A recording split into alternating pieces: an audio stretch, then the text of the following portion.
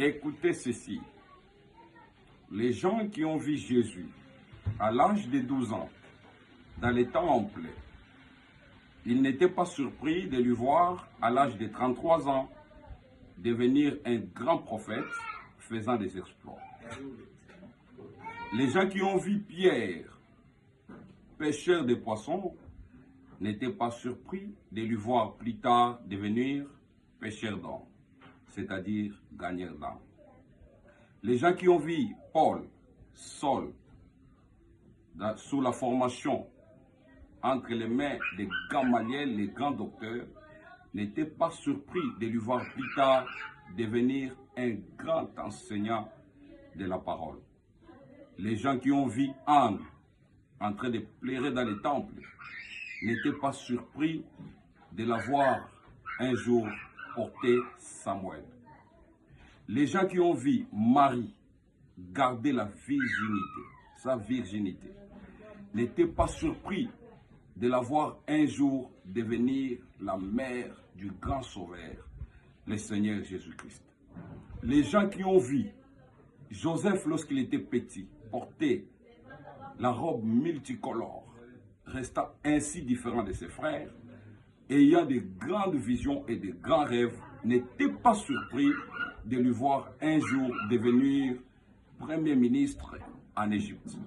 Les gens qui ont vu David recevoir l'huile d'onction à l'âge de 17 ans n'étaient pas surpris de lui voir un jour devenir roi à l'âge de 30 ans. Les gens qui ont vu Élisée attaché à Élie durant toute sa vie n'étaient pas surpris d'entendre qu'un jour Élisée a reçu la double portion et il est devenu un grand prophète. Les gens qui ont vu Josué en train de servir Moïse dans toute sa vie n'étaient pas surpris d'entendre que Josué est devenu le grand conducteur du peuple de Dieu pour les emmener en possession du pays.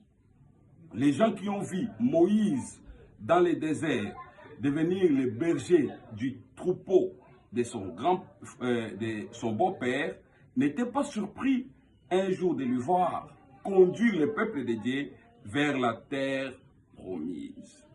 Et les gens qui ont vu Judas un jour, pendant que la femme avait acheté un parfum d'un grand prix en train de oindre les pieds de Jésus, Judas s'exclamait, dire, oh là là, ce parfum on pouvait le vendre et prendre l'argent et le donner aux pauvres.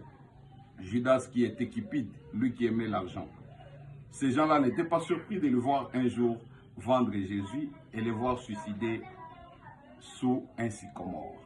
Les gens qui ont vu Salomon s'attacher aux femmes n'étaient pas surpris de le voir un jour finir sa vie comme un idolâtre. Les gens qui ont vu Géasi aimer l'argent plus que son travail, plus que l'onction, n'étaient pas surpris de lui voir un jour lépreux.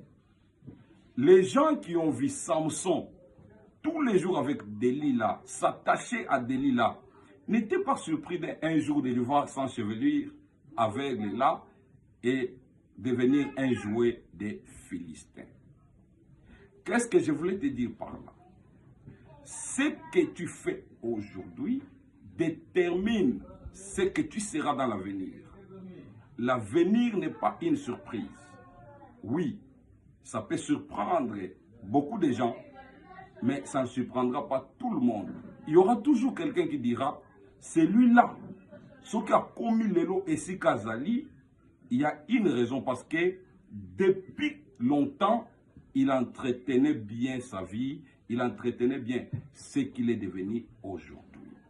La préparation détermine la grandeur. Ce que tu fais aujourd'hui, si tu le fais bien, fais-le encore et encore. Parce que la Bible dit que celui qui veut se purifie encore. Celui qui veut s'essuyer, s'essuie encore. L'avenir n'est pas une surprise, cela dépend de ce que tu fais aujourd'hui. Parce que tu aimes Dieu, parce que tu pries, parce que tu es à côté des serviteurs de Dieu, parce que tu gênes. Avenir, ça dépend de ce que tu fais aujourd'hui. Nzambe atikala na lionga mutu te. Il finira par payer tes efforts. Et c'est lui qui continue à faire le mal, même s'il le fait en cachette. Souka souka, résultat ekoye banataka. Que Dieu vous bénisse, vous les enfants de Dieu, vous qui êtes attachés à la parole de Dieu, vous qui êtes attachés à la prière, à la consécration et à la sanctification. Cela finira toujours par payer. Que Dieu vous bénisse.